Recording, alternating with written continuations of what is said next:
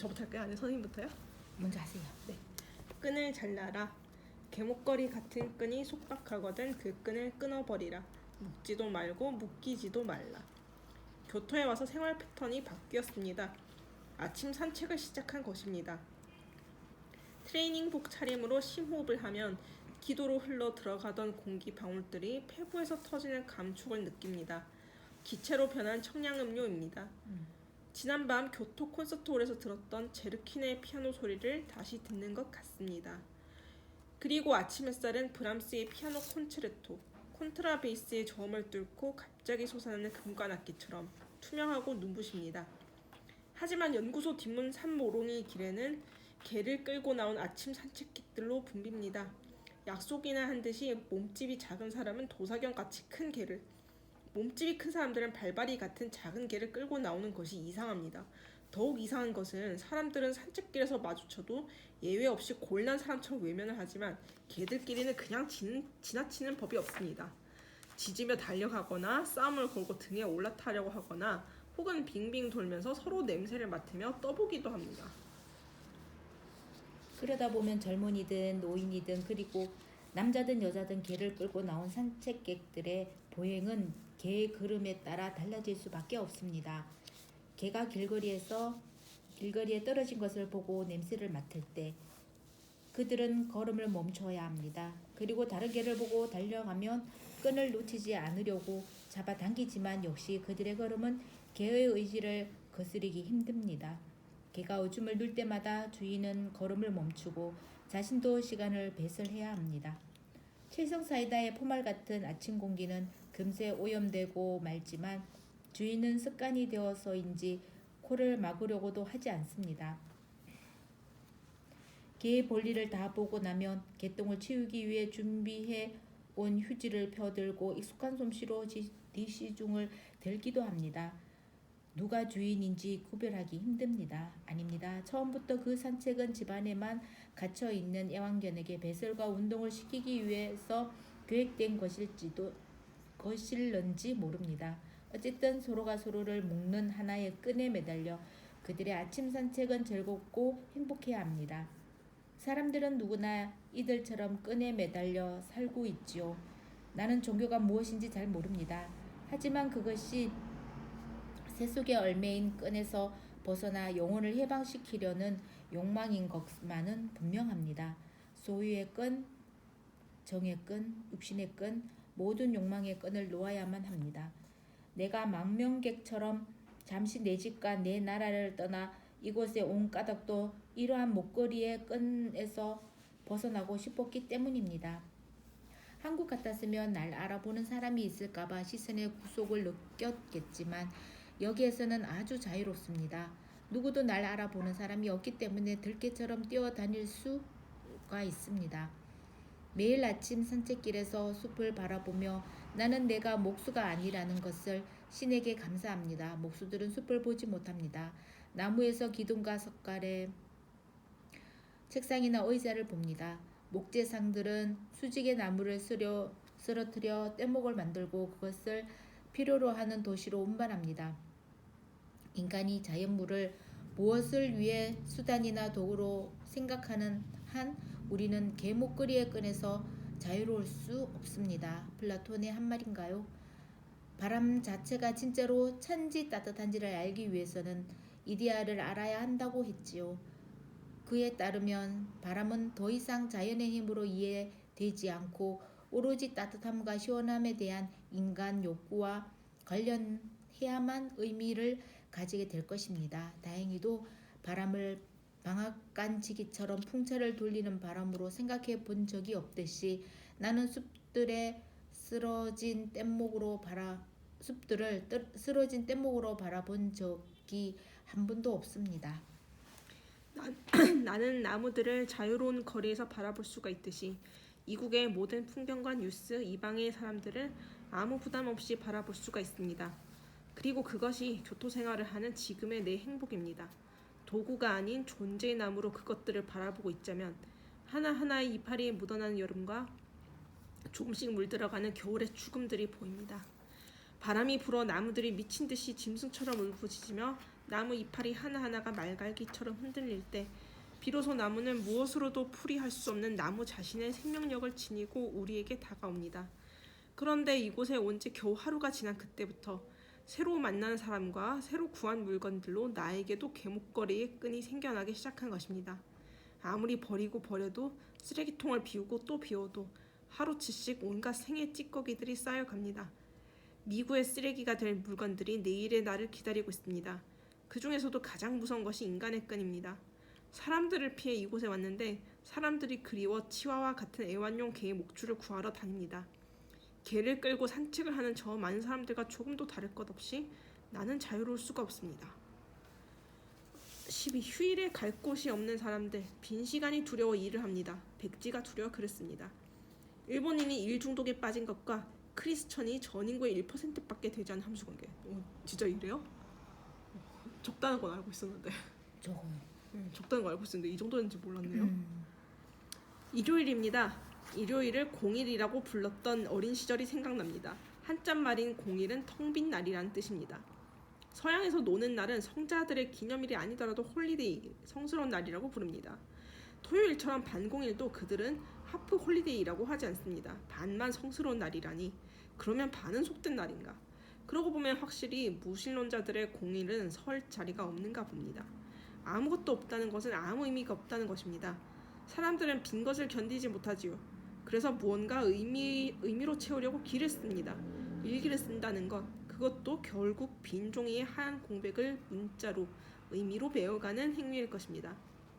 에이하브 선장이 흰 고래 모비딕을 죽이기 위해 평생 목숨 걸고 쫓아다니는 것은 작가가 원고지의 흰 공백을 죽이기 위해 일생 동안 글을 써나가는 것과 비슷하다고 평한 사람이 있습니다. 어떤 예리한 펜의 창으로도 그 흰 공백의 심장을 꿰뚫을 수 없었기에 나는 매일 공일에 그 바다에서 익사하고 있는지 모릅니다.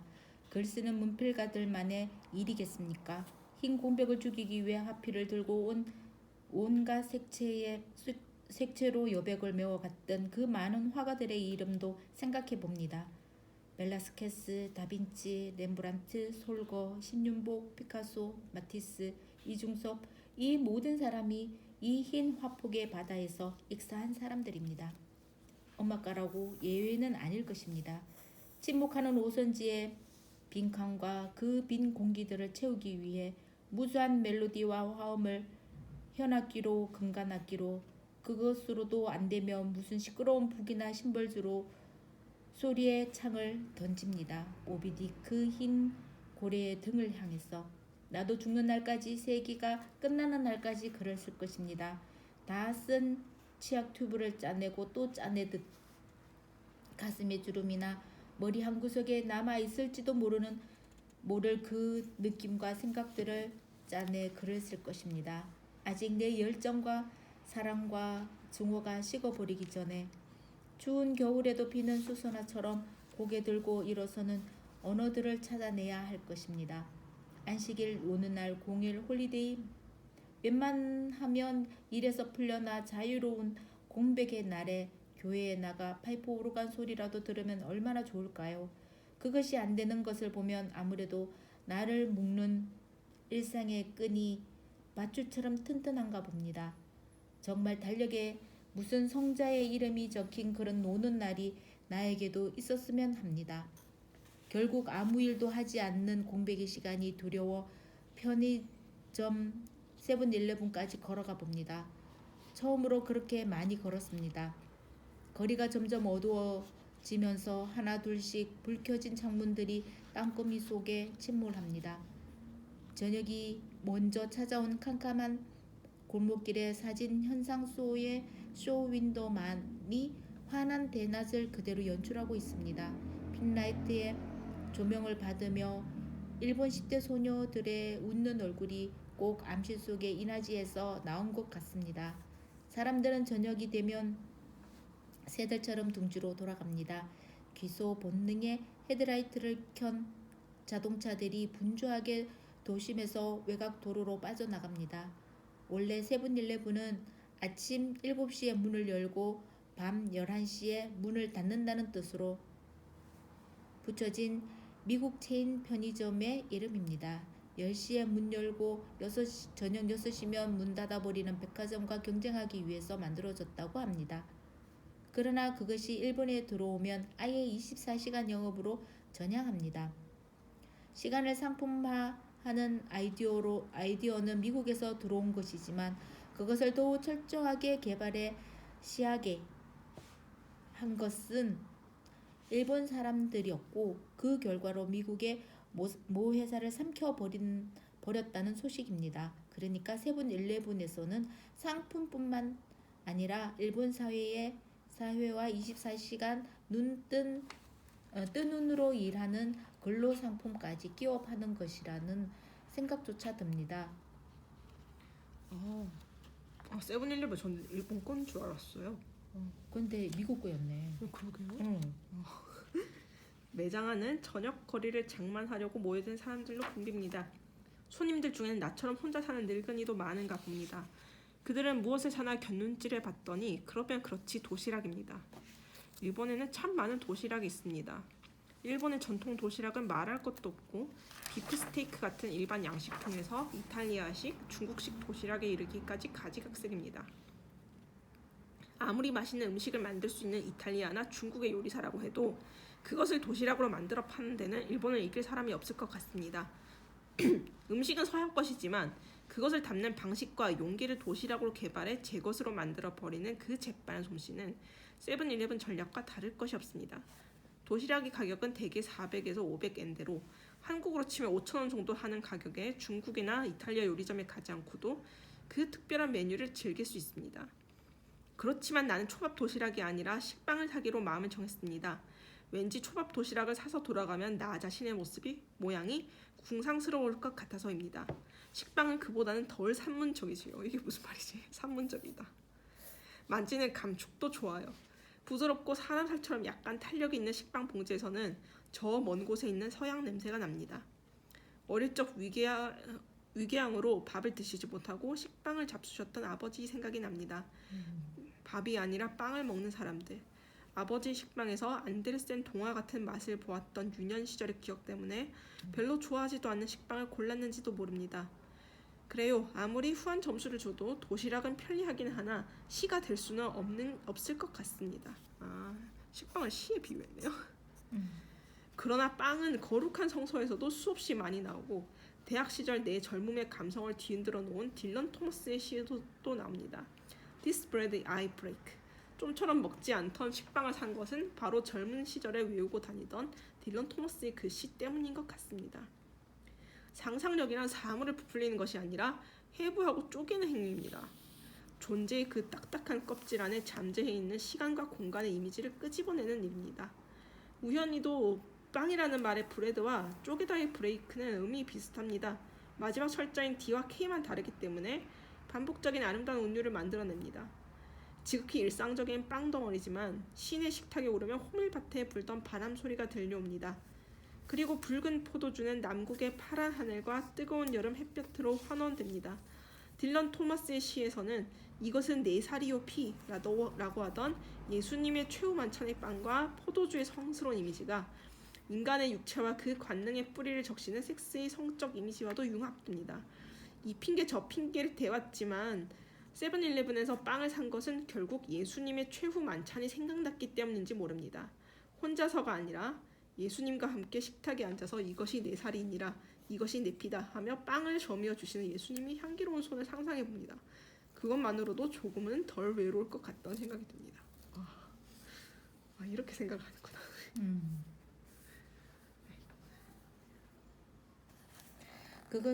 그것이 토스트를 굽는 것이 귀찮아 끝내는 먹지 않을 식빵을 사들고 세븐일레븐을 나선 내 공일의 사연입니다. 유다가 될지도 모르지만 나도 예수님의 12제자의 하나가 되고 싶습니다.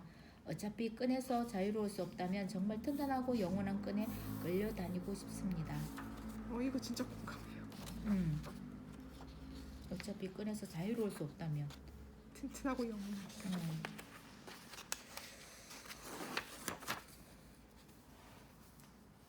이게 종교를 그렇게 갖는 그 이유 아닐까요? 예쁘다 쌤. 그쵸. 와, 몇 개 줄게. 이런 거 어떻게 아세요? 이거 하나 이거랑- 통째로 주시면 어? 이렇게 하나 통째로 주셔도 돼요? 이거랑 이렇게. 이거 이거를 책 네. 같은 데다가 파일에다가 붙여놓고 쓰시면 되는데. 지금 이거 어떻게 어디서 이렇게 얘 이름이 뭐예요? 톨러라고 있는데 네. 저는 다른 사이트에서 이거 세트로 팔길래 그냥 샀는데 네. 음, 잘 쓰겠습니다. 이거 언더라인 치기 딱 좋아요. 그러게요. 응. 애들한테 말하면 좋아할 것 같아요. 애들 이런 거 좋아하지 않아요? 여자애들 이쁜가?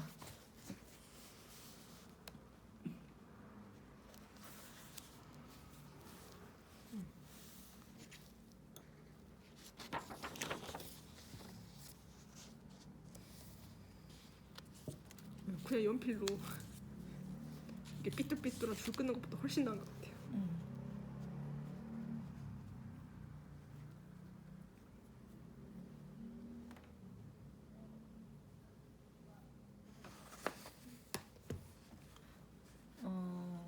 어디다가 붙이면 좋을까?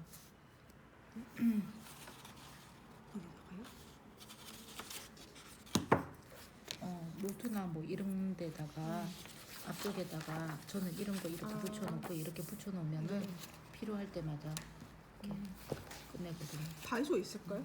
일단 집 가는 게 다이소 없으려나? 없을 것 잠깐만요. 같아요. 왠지. 키워보고. 이게 제가 검색해볼게요.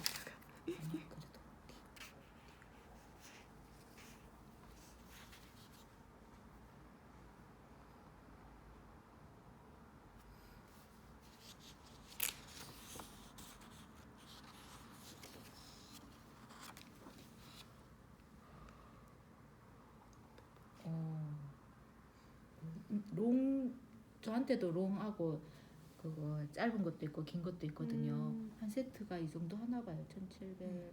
툴더 블랙.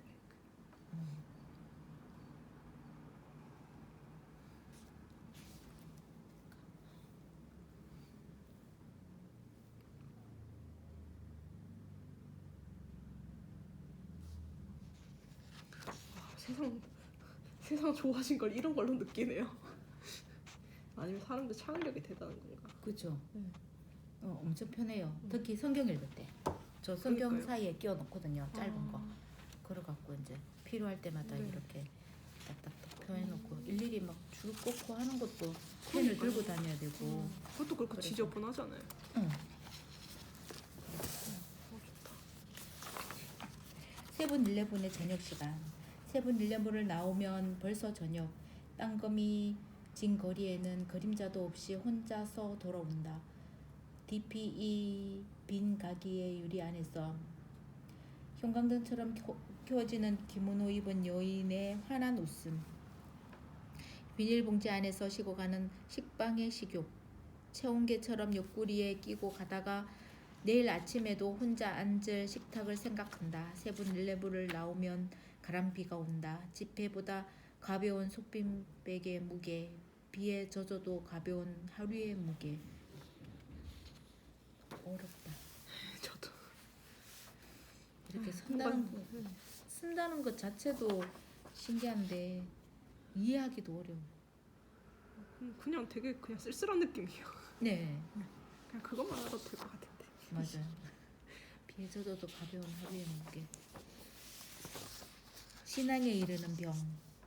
병고를 통해서 건강을 발견하는 것처럼 병고를 통해서 우리를 치유의 하나님을 만난다.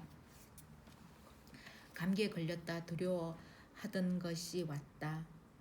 일본은 토요일과 일요일 그리고 다음 월요일에도 공휴일이라 병원이 문 닫는데 병에 걸린 것이다. 한국에서 지어 가지고 온 감기약을 먹었다. 그러나 밤새도록 열 때문에 환몽 속에 헤맨다.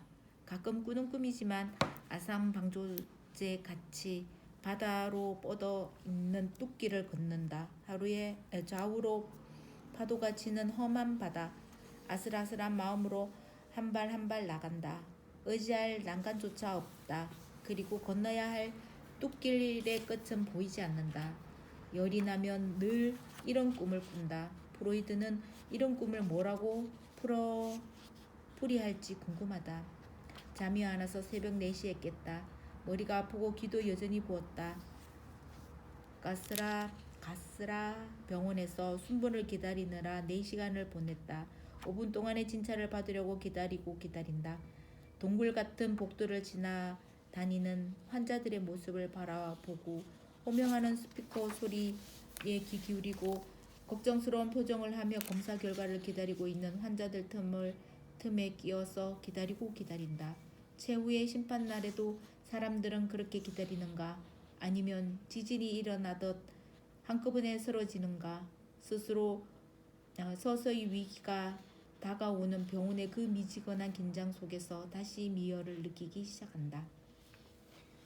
이방의 땅에 살면서 제일 무서웠던 것이 병나는 것이었던가 봅니다. 교토의 일기장은 거의 한 달 가까이나 병 이야기로 가득 채워져 있습니다. 그렇지요. 누구나 병에 걸리면 자신의 몸 전체를 느낍니다. 자기와 가장 가까운 것이 자기 몸입니다. 나라고 하는 것은 바로 내 몸을 뜻하는 말이기도 합니다. 그러나 자신과 가장 가깝다는 자기 몸을 자기가 보지 못하는 것은 여간 큰 아이러니가 아닐 수 없습니다. 자신의 뒷모습이 어떻게 생겼는지 죽을 때까지 볼 수도 알 수도 없습니다.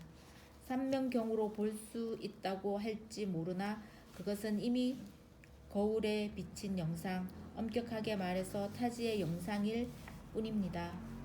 그러고 보면 자기도 모르는 자기 육체를 지니고 살고 있는 것이 정말 이상하다는 생각이 듭니다. 자신의 신체를 모르기 때문에 이렇게 체온기를 꽂고 있는 것이 아니겠습니까? 가려운 것을 꺾을 때도 마찬가지입니다. 가려운 것도 자기 몸이며 그것을 끓는 손도 자기의 몸입니다. 가려워하는 몸과 그것을 긁어주는 두 몸이 서로 떨어져 있습니다. 보이는 관계입니다. 남이 긁어줄수록 시원한 것도 그 때문입니다.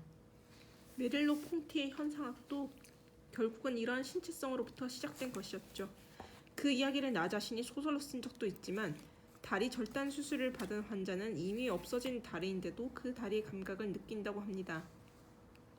그래서 없어진 발로 일어서 걸으려다가 넘어지기도 하고 없는 다리가 가려 긁기도 하는 겁니다. 의식 속에 떠오른 어떤 개념이기에 열이 나면 온몸이 환각의 다리처럼 됩니다. 다시 감기가 도졌나 봅니다. 기침이 나옵니다. 침대에 누워서 난해했던 메릴로 퐁티의 현상학을 생각해 봅니다. 답답한 포대기처럼 온몸을 덮고 있는 미열 속에서 환문 같은 언어들이 떠돌아다닙니다. 혼자 누운 날, 내 안에 많은 생명들이 있다. 머리카락 수만큼, 자라나는 손톱길이만큼, 더 많으면 수십억, 수백억 세포의 수만큼 내 안에는 다른 생명들이 산다. 그것들이 날 위해서 오늘도 바이러스와 싸우고 면역체를 만들어내느라고 몸뚱이에 신혈을 일으킨다. 기침을 하면 허파가 울린다. 기침을 하면 기도에서 가래가 나온다. 기침을 하면 누선을 적시는 눈물이 맺힌다. 그 작은 생명들이 소리 없는 함성을 지르며 싸우는 전쟁의 소리를 듣는다. 오모론 디지털 체온기는 38도 5분 어디선가 또 나도 모르게 독한 바이러스와 싸우다가 죽어가는 내 안에 작은 생명들이 보내는 신호. 내 안에는 많은 생명들이 있다. 머리카락 수만큼, 지문의 소용돌이만큼. 아내 인수기기에서 전화가 왔습니다. 목소리가 맑고 코막힌 소리도 나지 않는 것을 보면 감기가 나았나 봅니다. 나만 아파하다가 인숙의 병 생각을 하지 못했던 것 같습니다. 이렇게 각자가 각자의 병을 앓습니다. 부부이면서도 남처럼 그렇게 자기 감기를 혼자 앓는 것입니다. 그런데도 인숙의 맑은 목소리를 듣자 나는 병이 나은 것처럼 마음이 개운하고 생기가 돕니다. 나도 모르게 속으로 많이 걱정을 했나 봅니다. 그렇습니다. 부부란 너무 가까운 존재여서 나도 모르게 생각이 날 때가 많습니다. 그것을 사람들은 정이라고 부르는 모양입니다. 사랑은 외모로, 말로, 몸짓으로 나타나지만 정은 조용히 지열처럼 자신도 모르게 마음의 밑바닥에서 타오릅니다. 우리는 그런 부부입니다. 서로가 서로를 말하지 않지만 때로는 증오하고 짐승들처럼 손톱을 세우기도 하지만 언제나 0도의 얼음장 밑에는 플러스 4도의 물이 흐르는 법입니다. 미지근한 것이지만 그것으로 40, 50년 가까이 살아온 것이지요. 감기가 아내에 대한 사랑을 깨닫게 합니다. 객지에서 한 달 가까이 혼자 감기를 앓으면서 느낀 것은 인간은 혼자서 병을 앓아서는 안 된다는 사실이지요. 누군가 가까운 사람이 있다는 것은 누군가 자기 병을 걱정해 주는 사람이 있다는 말과 같습니다. 존재는 병이고 병을 통해서 우리는 남과 어울립니다. 병을 앓게 되면 자신이 혼자인지 아니면 남과 함께 살고 있는지 알게 됩니다. 다마가 아니라 다마호사도 있는가 봅니다. 앓고 나면 큰다지만 나도 이번 감기가 나으면 어른이 되어야겠다고 생각하면서 혼자 웃어봅니다. 기침을 하면서 아직 살아 숨쉬는 허파를 느끼며 즐겁게 웃습니다. 아무래도 이번 감기가 나 병으로부터 벗어나면 새 구두라도 사 신고 예배당을 찾아 가야만 할 것 같습니다. 상온보다 높은 바이러스 신열이 나와 아내를 그리고 나와 예수님을 가깝게 해준 것 같습니다. 이 나이에 누구에겐가 어리광을 부리고 싶었던 게지요. 결국 종교와 가장 가까운 것이 인간이 종교에 다가갈 수 있는 가장 가까운 지름길이 병이라는 생각에 머리맡에 체온계를 채웠습니다. 모든 병 속에는 종교의 광맥이 묻혀 있다고 생각하면서 말이지요. 와, 되게 모든 병 속에 종교의 광맥이 있지.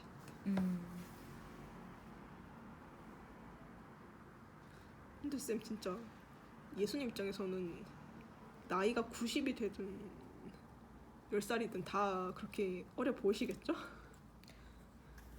하나님 보시기에는 그렇죠. 맞죠? 다 어리고 가련해 보이시겠지. 그렇죠. 나이 그리고 또 우리가 어른이 항상 어느 어른으로만 계속 있는 것이 아니라 어느 순간인가 부모가 어린아이처럼 이렇게 느껴져서 이렇게 내가 돌봐야 되겠다, 보살펴야 되겠다라는 생각이 반대로 이렇게 확 뒤집어져요. 그러니까 영원한 어른도 없고 영원한 어린아이도 없고 그런 것 같아요. 어린아이도 곰새 커버리잖아요. 그냥 내가 시키는 대로 옷 사주는 대로 입는 애들이 아니고 먹으라 하면 먹는 애들도 아니고 이게 좋니 저게 좋니 뭐 요즘 패션에 맞니 안 맞니 뭐 이런 거. 그래요? 10몇 살만 되면 그래요. 그쵸. 10살만 넘어도 그럴걸요? 그런데. 그래요? 엄마 입혀준 대로 입기 싫어하고 막. 그러니까. 그것도 이제 초등학교 10살 밑으로 그렇지. 좀 지나면 뭐 자기가 뭐 이게 맞고 뭐 이게 어울리고 뭐 그렇기 때문에 영원한 애들도 없고 어른도 그렇고 그래. 14. 살찐 새는 알지 못한다. 비만은 나태인가? 나이가 들며 살이 찌는 것은 지방을 연소시키는 열정이 모자라서인가? 비만은 건강이 아니라 정신의 문제이다. 감기도 계절도 바뀌었습니다. 객지에 와도 철은 신기하게 똑같이 바뀝니다. 겨울옷을 벗고 좀약 냄새가 날 것 같은 춘추복을 꺼내 입습니다. 묵은 옷이어서 조입니다. 한 해가 지났는데 어느새 몸이 또 불었나 봅니다.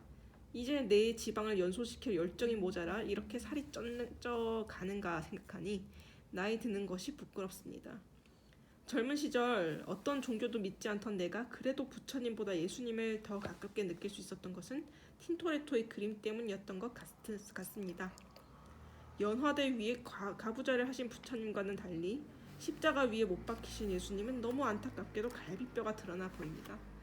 우리는 연화대에 가부좌를 한 마른 예수님을 생각할 수 없는 것처럼 십자가에 매달려 있는 부처님을 상상하지 못합니다. 고뇌와 해탈. 나는 아직 고뇌의 편인데도 살이 많이 쪘으니 예수님 보기가 민망합니다. 이거구나. 틴토레토.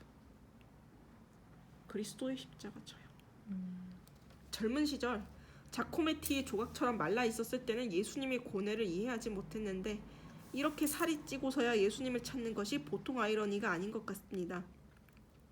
아버지 저들을 사하여 주옵소서 하셨던 십자가에 못 박히신 예수님의 뒤틀린 몸. 그리고 조국을 걱정하며 벌거벗고 물레를 돌렸던 마하트마 간디의 몸을 생각하면서 나 스스로 나의 안이한 삶에 대해 용서를 빌었습니다. 정말 내가 나의 조국이나 인류의 괴로움과 슬픔을 하루라도 내 몸처럼 걱정했더라면 이렇게 살이 찔 수 있겠습니까?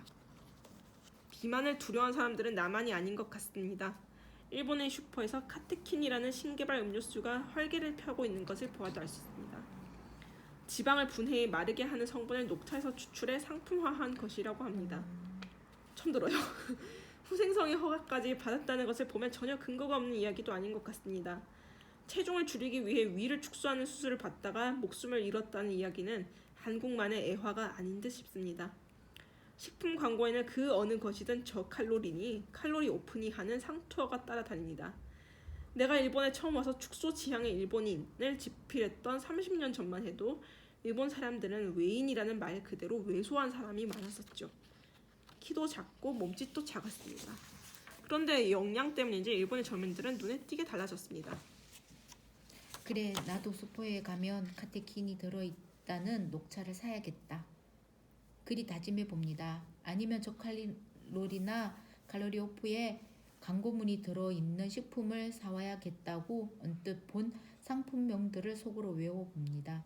살찐 새는 날지 못합니다. 날기 위해 학이 되기 위해 옛날 우리 선비님들처럼 약초나 캐먹고 살아가는 언둔처라도 찾아봐야겠습니다. 근심이 모자라면 카테킨 음료를 마셨어라도 학이 되는 거다. 그때만 해도 마른 학이 되고자 했지 예수님처럼 무거운 십자가를 메고 가는 그 고뇌의 길을 감히 상상도 하지 못했습니다. 살이 쪄서 행복한 것은 아마도 일본 실험꾼 밖에는 없을성 싶습니다. 일본에 와서 생긴 취미는 30년 전 도쿄 생활에서도 그랬지만 일본 씨름 스모입니다.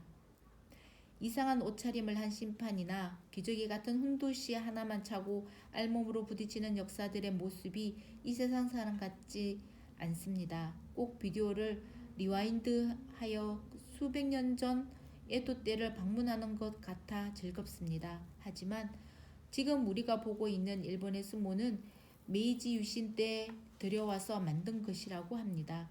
천장에 매단 지붕도 옛날부터 있었던 것이 아니라 텔레비전 촬영을 위해 기둥을 잘라낸 것으로 최근에 꾸민 무대 장치라는 겁니다. 아무 이해관계도 없는데도 관전하다 보면 자연히 졌으면 하는 쪽과 이겼으면 하는 쪽으로 갈라지게 마련입니다. 똑같이 남을 사랑할 수 없는 운명을 타고난 것이 인간의 원죄인가 봅니다. 문제는 내가 좋아하는 역사들은 늘 등치가 작은 쪽이라는 데 있습니다. 아닙니다. 항상 지기 때문에 그들을 응원하는지도 모릅니다. 지고 광중석을 지나가는 그들 뒷모습이 너무 딱합니다. 지금 텔레비전 앞에 앉아 있을 그의 식구들을 생각하면 더욱 마음이 아픕니다. 일본의 스모는 자기보다 체중이 2배나 더 나갈 법한 뚱뚱한 역사를 넘어뜨릴 때 함성이 터져 나오는 재미입니다. 그러고 보니 아싸의 하이쿠 한 수가 생각납니다. 개구리 2마리가 싸움을 하는데 한쪽은 몸집이 크고 또 한 녀석은 말랐었나 봅니다. 시인 이사는 싸움 구경을 하다가 덩치가 작고 마른 녀석을 열심히 응원하면서 하이쿠를 지었지요.